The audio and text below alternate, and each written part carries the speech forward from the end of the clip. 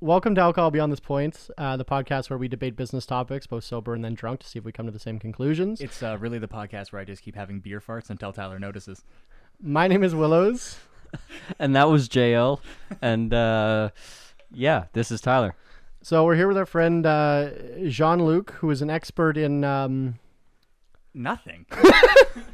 What? Well, then why are we having you on the business podcast? Don't set me up for failure like that, okay? You are a semi-successful person. To some. Okay. I'm very corporate, so it depends on how you define success. I grow my success on the backs of others, like moss on a turtle.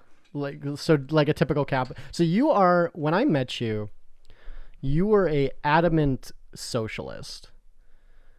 You're an adamant socialist who is a corporate, not only do you work in a corporate system, but you love psychologically manipulating your underlings. Okay, you pay for sex once and all of a sudden you're a corporatist. Like, I feel like this is very unfair profiling.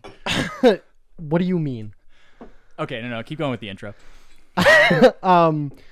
So you're basically a huge hypocrite, is what I'm saying. Yes, I live a lie. Okay, perfect. Mm-hmm. But we all live lies. But which part is a lie? Most of it. Yeah, but he's in town today, and we don't know where this is gonna go. Okay, so a brief once over on me. I work for a very large multinational company who probably should remain nameless because you're gonna say some compromising shit in the next couple hours. No, but it's probably the most successful wholesaler of trade goods in North America. And I'm part of a management training program for them, so I get exposure towards the executive branch, and then I'm also, my day-to-day is steeped in operational sort of things, so I get to have one foot in either pool. Sure. And as far as corporate world, people that aspire to have high-paying jobs and be at the top of kind of a corporate system, I think you'd probably be successful in those people's eyes. Sure. I think anyone that doesn't own a business is a fucking failure, so I don't consider you successful personally, but you're fun to have around. That's true. Well, cheers to that. Thank you for coming on the podcast. You're welcome. How was your week, Tyler? Tyler and JL are sharing a mic for reference, so this might get a little bit quiet sometimes. So, but if we're not speaking at the same time, it's because we're not touching lips. That was JL's charming laugh. We've mentioned JL a bunch of times. He's a mainstay on this podcast. Yeah, we talk about him constantly. He's a mainstay in spirit, which is great because, it's source of much information. But yeah, as far as animosity. Yeah, as far as things going for me this week, I had a fucking day yesterday. It was pretty interesting. Whereas one of those days where just virtually everything that could go wrong just kind of went wrong, but also some weird stuff went right, and it was. One of those days when you're you're going about your day and about your job, and there's something in the back of your head that it's like something's off, and it's just that feeling for the entire day. And it was the stock market's fully in the red, and I was just I was thinking about that. It was first thing, listening to the news in the morning, and then I was talking about someone the night before, and then all of a sudden they texted me. It's someone that owed me some money. It's oh, hey, sorry, I was out of town, whatever. I'm gonna pay you the money. And it's oh, okay, well, that's a good thing. And thinking about it, I'm is this guy just bullshitting me? And then immediately after that, someone's oh, hey, I haven't talked to you in a while, but hey, here's this really nice contract I want to give you. I've got this big job. I think you'd be perfect for him. But I don't have the time for it. So I'm trying to fucking figure out how to let this guy down. Maybe also do it. And then long story short, my girlfriend calls me just panicking. She's you need to take me to the ER. And I'm oh God. So then, in the midst of handling that, so I drop my vehicle off at her work, take her vehicle to downtown because I want to leave my vehicle downtown. And then, ironically, leaving my vehicle at her workplace, fucking catalytic converter got caught out of it. We were laughing so hard. Yeah. Because you were oh, sorry, I need to go. We were on FaceTime, and you were like, I need to go, my girlfriend's in the ER, and then you call us from the van, and you're like, my fucking catalytic converter got stolen. I was like, listen to this. Ripped away. Yeah, it's insanely loud. Imagine you just like you cut a V8 off at the headers. Like it's just ungodly loud. But it was just like, it was a day where just everything went wrong. And yeah, it was kind of weird. And all I just was laughing my head off, which is great. Like I wasn't super angry. Well, I mean, kind of. I was revving the van a lot. I was trying to get pulled over. I wanted to fight a cop, but I was just laughing my ass off. I'm like, this is a fucking ridiculous day. Just what else can you do but laugh about it? And I think my job has really taught me to do that, because if you don't, you'll end up like the motherfucker on the job site today who just had a bad time with something and just like yeeted his drill into the bush. As one does. What?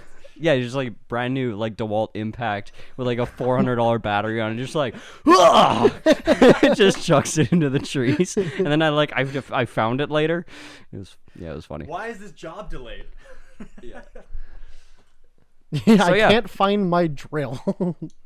Yeah, so that was my I could sum up my week in that day. So pretty fantastic. And this weekend we're gonna do a lot of sauteing mushrooms and drinking soda water and doing yoga and nothing illegal, illicit, or irresponsible for 3 days on an island. Well, maybe something irresponsible. You know who else owned an island? Jeffrey If you Epstein. say Jeffrey Epstein, fuck. JL, you kind of finessed your way here because you did not have the day off. Oh, I gotta tell you that story. Yeah. Okay, listen up, kids. If you ever wanna fucking figure out how to need a mic, you just listen to anyway. Because I'm a corporate slave, I get allocated blackout periods where I can't take vacation. So I'm too smart for that. So I figured, hey, listen, there's a Truth and Reconciliation Day, which is new to Canada. Which is why I'm wearing my orange tie today for the reference. We probably get that day off, right? Let me stop you there. Are you about to tell us that your corporate privilege didn't grant you enough privilege, so you used The Truth suffering and the Reconciliation suffering. Day to grant yourself more privilege? Go on. Yes. So I used the tragedy and suffering of our indigenous peoples to ensure that I get an extra 24 hours away from my corporate slavery. Not something I'm proud of, but I'm sure it's something the indigenous friends that I have would be very much proud of. 'Cause I'm costing productivity to the white savior complex. So anyway. So explain how you finesse this.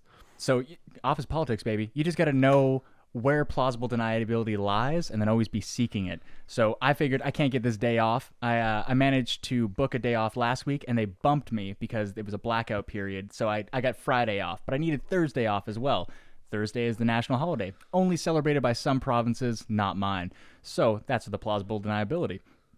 I decided to duck out of every conversation for the last 2 months where people ask whether we're getting this day off, to which I know the answer is no.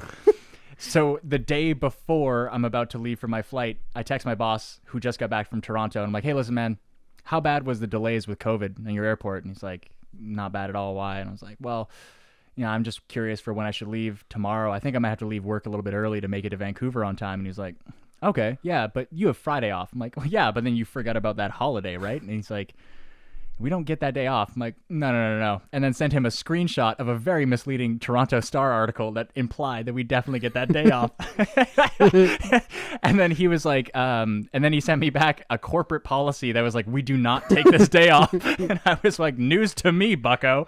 So, I already booked the Airbnb and the rental car, and that's a lot of expense. You think you can do me a favor on this one and let me off? Meanwhile, I picked you up from the airport and you slept in my basement. Leverage is important. Anyway, so he's a great guy. So he couldn't have given a shit either way. I just needed, again, plausible deniability. So here I am. And another thing you were saying that I found interesting was that you knew that your district manager doesn't talk to your federal manager or whatever. Oh, I'm definitely committing vacation fraud. What? Fuck off, vacation. It's it's time theft. That's what they call it. I was just about to time theft. Okay, so listen, Fuck off. I'm a national employee for this company that has 7,000 employees, And because I'm elevated at a national level, I don't have to do any of direct reporting to our regional HR, and it causes a lot of discrepancies in our accounting. So I'm supposed to self-report to national the days that I take off, and my boss independently keeps track of the days that I take off. So what I've been doing is I've been telling my local boss that I have to go on business trips for national, and then telling national that I get those days off, and then telling my local boss that I get days off, and then telling national that I have to take business trips. So far I'm in the money on vacation. Well, yeah, weren't they like? I hope to God this podcast doesn't blow up. Well, weren't they like? Oh yeah, JL, you got to use up your vacation days, or they don't roll over. And they're like, how the fuck do you have like 13 vacation days? And you're like, ha ha. I'm literally gone from my job at least one day a week, and I still have 10 vacation days. What do you think about time theft? Because that's something that I've seen, like, basically corporations will post that like a memo like on the whiteboard in the break room being like, you know, if you take a bathroom break outside of your 15-minute break, that's stealing from the company. Or you're like, if you're on your phone, that's stealing from the company. You're taking a shit on company time, that's stealing from the company. Okay, so I have a very nuanced view on this, which I've had to use many times to argue with some people that have differing opinions on how I should be allocating my time. So I show up perpetually late to everything. I have terrible ADHD, and it's probably one of my biggest flaws. Am I going to fix it? No. So live with it or fire me, one of the two. Stop wasting my time. And they don't want to fire me, so they're going to have to learn to live with it. So I show up like 2 to 5 minutes late every day. But in my mind, it's like, I don't give a fuck. I work through my lunches. I don't take any breaks, and I always stay late, and they call me on the weekends. So quite frankly, you couldn't ask for a more model employee. Please allow me the time to desperately put cream cheese on my bagel before I leave for work, okay? Anyway, it's here is a lot more relaxed because I work with a lot of younger people. No one really cares. But in my previous place of employment, I had a guy who was a real stickler for it. And essentially, we butted heads a few times until it came to this point of culmination that was too much to ignore. So he decided to confront me on it, and he wanted to know what my thinking was on the matter. So I laid it out for him for the way that I see it.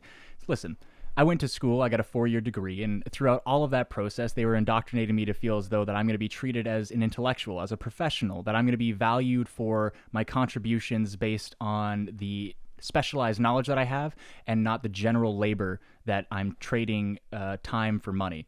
So when I show up a few minutes late or I'm asked to leave a few minutes late, it doesn't faze me because I'm a salaried employee and they pay me based on my expertise to solve problems. If I get those problems solved, I deserve the money that my contract obliges me to.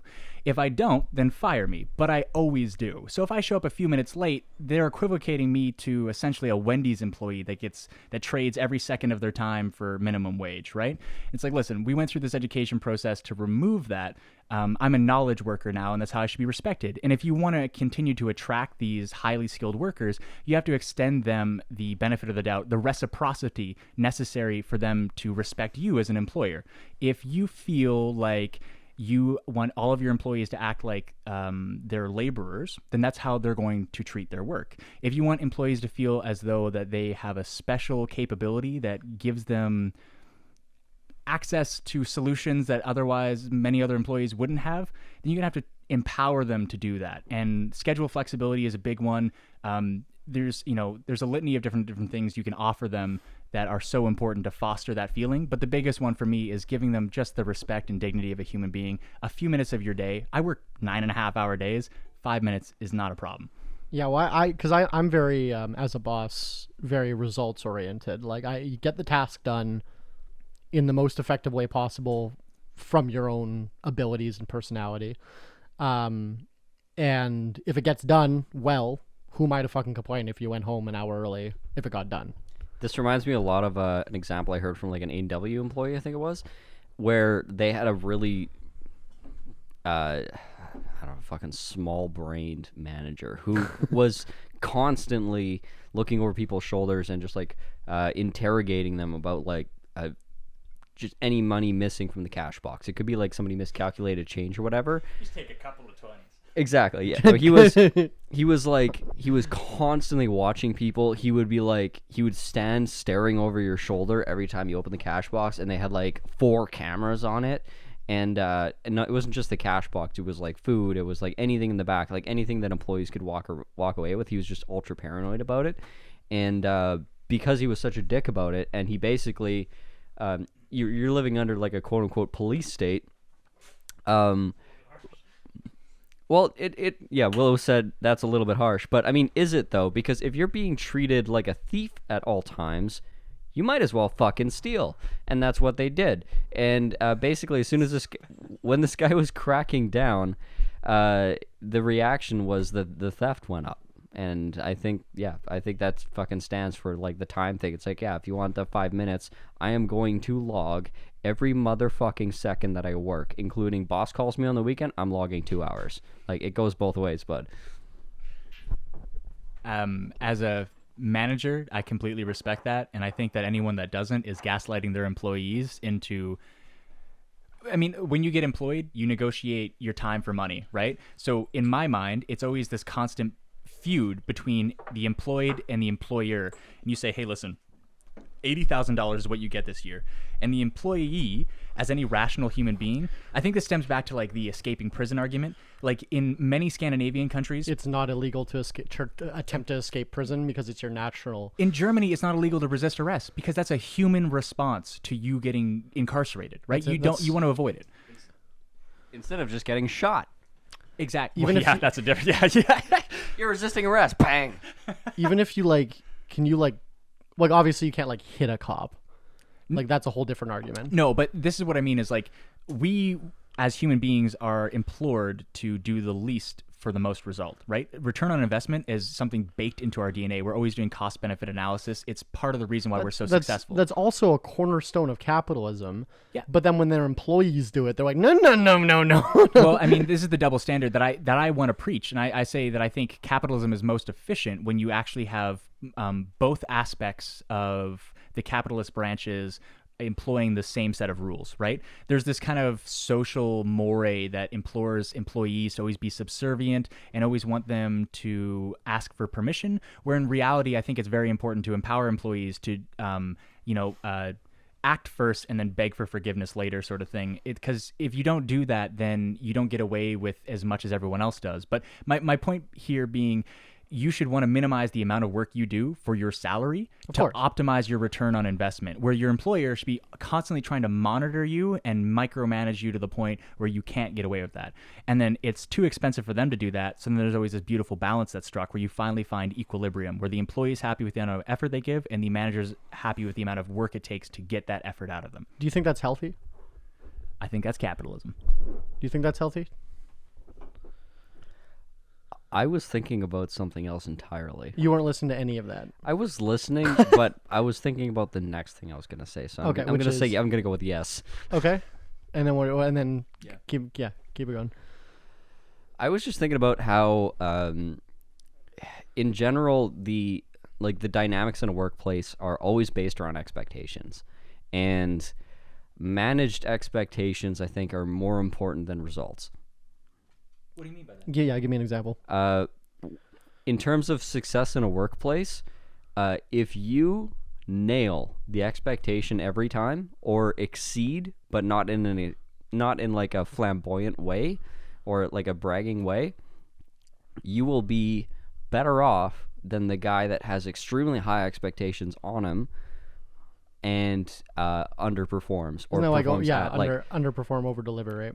Or under promise. Yeah, over-deliver. But I mean, like it applies to every part of social interaction. Like because for example, managed expectation is I expect that I'm going to tell you exactly what you need to get together to do your job today. These are all the things you have to do, and I'm going to have to list all these things out or it's not going to get done properly. That's my expectation of you, is you cannot function without my telling you exactly what to do and how to do it. And if that person then goes ahead and makes a bunch of decisions on their own and maybe makes one or two of them that you wouldn't have made yourself, they've then broken the expectation of like, okay, no, I thought you were going to do this exactly the way that I thought you were going to do this. Now you have a boss that's pissed off at an employee for taking initiative. So I'm not mad at you for taking initiative. I'm mad at you for breaking my expectation. That's interesting. But I guess so it's healthier to not have that expectation in the employee-employer no. relationship in the first place. That's why I said managed is the important part, because it's not a lack of. It's you have to clearly communicate that the expectation is this or that or not or whatever. Like Okay. you can't just not manage it, because Well, if you don't manage it, then everyone's pissed. Because like all my I run the sales department of my sales and marketing of my business, and I have a lot of employees that are very autonomous. Like I'll go weeks without seeing these And employees. that's the expectation. And that's that's what I was just about to say, is like, because they come in, they get their shit, they go to events and they do it, and like I just communicate with them over text. I go weeks without seeing them. We don't work in an office, like, right? But that's the expectation, is that they need to be a little bit autonomous and they need to be able to make decisions on the fly. And I've gotten to a point with a lot of them now that they're just like, oh yeah, by the way, the tent broke in this way, but I was able to patch it. I borrowed some duct tape. I borrowed a screw. I was able to get it fixed. But they're not like year one, they were calling me and being like, hey, the tent broke. What do I do? But now they're just like, oh yeah, by the way, the tent broke. It's okay. Like Terry gave me a roll of duct tape.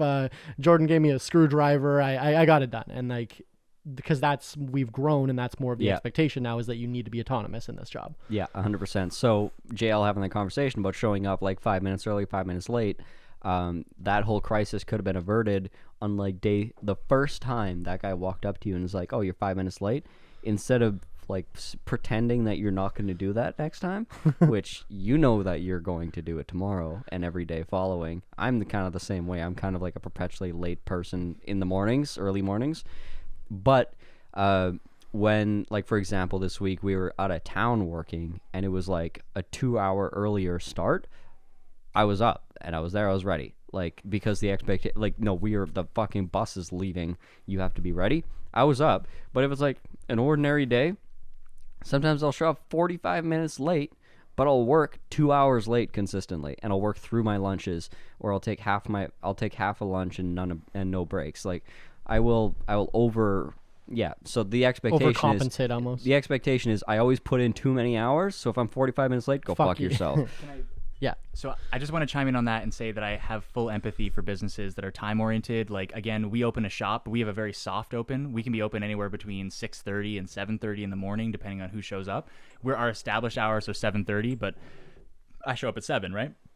If you have to catch a bus to go to a work site, that's a different story. You're holding up people's day. That's disrespectful. But I'm a salaried employee that, it's... Well, because like if Tyler was late for that bus, he's directly affecting his coworkers. Yeah. And if you're late to work, you're stealing 5 minutes from corporate. Yeah. Which, fuck them. But you know what? And then the inverse of that is never recognized, when corporate asks you to stay late. Or just quite frankly, because I'm a good worker, I would never leave a job unfinished because it's the end of the day. I don't punch out at 5 o'clock on the dot. I punch out when the jobs of the day needed were done. Period. Yeah. Because that's what gets you. That's what makes the day done. You have to think like the owner of the company.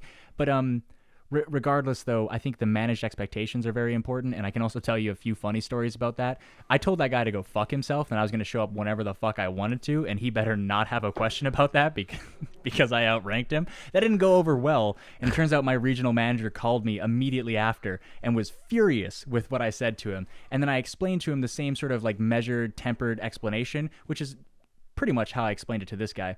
And he was like, well, that's reasonable. But you can't use these explanations with those kind of dummies, though, right? They're just going to get angry at you. So I was like, yeah, fair.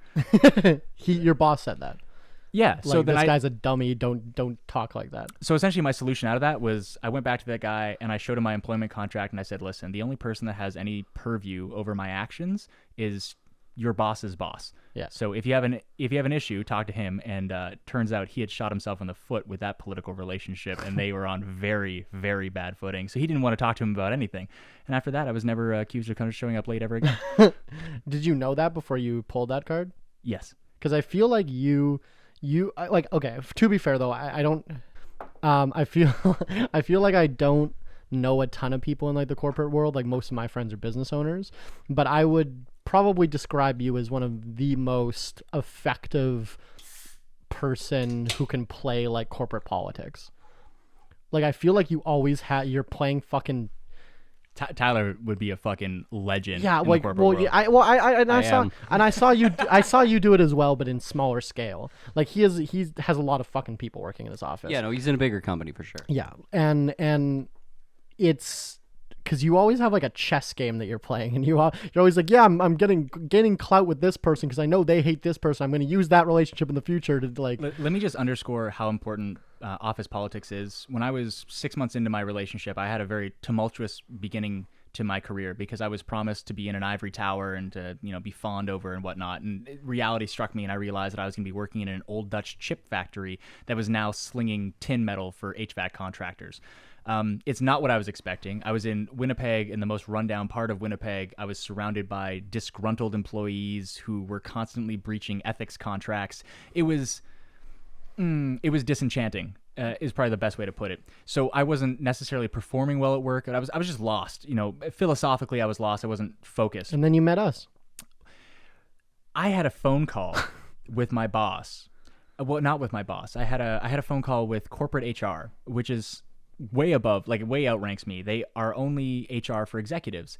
And this woman kind of checks in with me. She's like, hey, listen, all of like the management trainees, we kind of want to touch base with them once and, make sure they're doing okay and that their placement is okay. I'm like, yeah, no problem. So she kind of like disarms me and asks a few different questions, and we're having an okay time. And she's like, hey, listen, I'm going to kind of get into the meat and potatoes here. I want to know what your honest review of your superior is. We hear lots of things, and I always want to make sure that I'm getting it right from the horse's mouth. So do you feel like your boss treats you fairly? And I had this moment where I reflected on this, and I thought about all of the possible alternatives for why she could be asking this question. And I thought about the transparency, the accountability. I thought about the traceability to my name to this. This certainly wasn't an anonymous survey. And it all pointed back to, you should make sure that this guy looks as good as possible, despite him completely fucking me in every possible opportunity he had. So I chose it, and I said, we'll say Liam.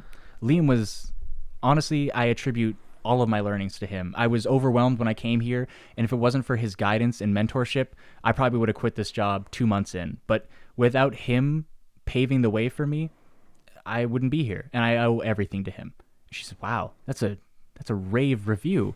You really feel that way? Oh, I can't express to you how important he is as a mentor, not just a boss, but I think he's helping me grow as a man, not as my career.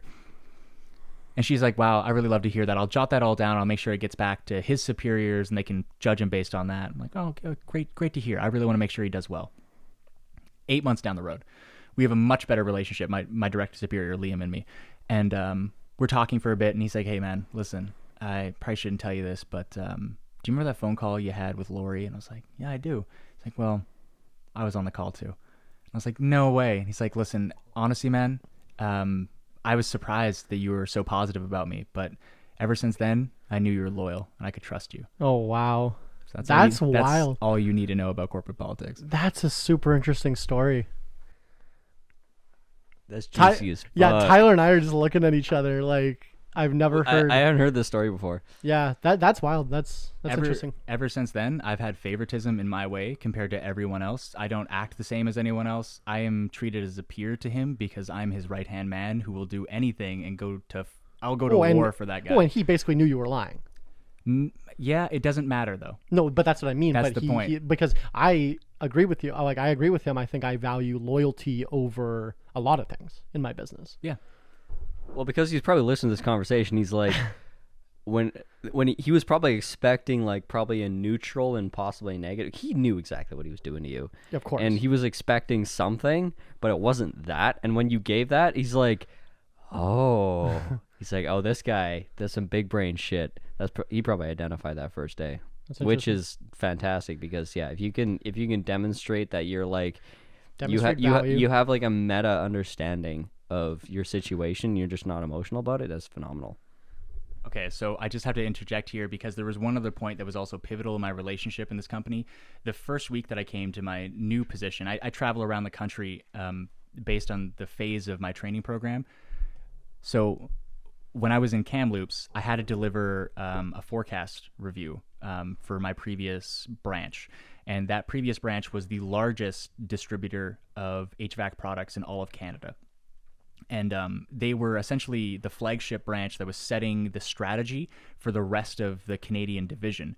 And I happened to be fortunate enough to work directly underneath executives at that point who were governing that branch because there was no branch manager. So I worked in tandem with them to develop the strategy and execute the strategy, and things were going really well. And I'd garnered enough confidence within them that they had allowed me to essentially pitch a year in review to the president of the company. So it was, what had we done successfully? What had we failed at? And what's our plan going forward? How are we going to rectify our mistakes? And how are we going to identify growth opportunities and execute on them? And this is entirely just trying to be objective, but I was told in feedback that I delivered the best review of the year, and that one of the best ones they'd ever heard, and that they were flabbergasted that someone so young in the program had been able to convince them of the vision of the company.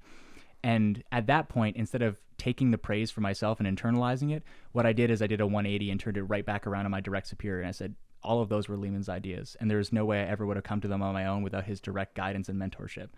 And the people on the chat looked to him and thanked him directly. I couldn't kiss someone's ass like that. Yeah, I was gonna You know say what I mean? you just jerked this guy off in front of a whole room. Which usually I And like. and it was the best play because making yourself look good, you can't get that far, right? You have to leverage up. Like, you have to kiss ass for a certain period of time. Like, you have to leverage up like crazy in order to move, right? Like, it's the same. Even if you're a business owner, you got to kiss someone's ass. Either it's your it's your client, it's your dogmatic lord Government. that's what I was getting at with dogmatic lord. It's there's someone's ass you gotta kiss that doesn't deserve it. And on that note, we're gonna kiss the ass of old Smokey. We are we're Sattenberg, Tennessee. we're kind of Mango habanero whiskey. we're kind of this is going to be a shorter podcast. We'll see how long it ends up. We are now transitioning into the segment that we call Shot Caller, where The you shot that we where, call where you, the audience, can pick the segment. shot that we take. Today's it's the globalist. Today's shot is I don't know if you can see it, but I'm turning red. I'm starting to sweat, and I'm already balding. Today's shot is donated by the globalists. And let's just take it. Fuck it. Go on. Oh, Tyler, kill me. Okay. Cheers. Thank you, JL, for coming on the podcast. Oh, thank you, guys. Salud. Oh, wow, that's tasty. Oh, God. Right? There's the habanero.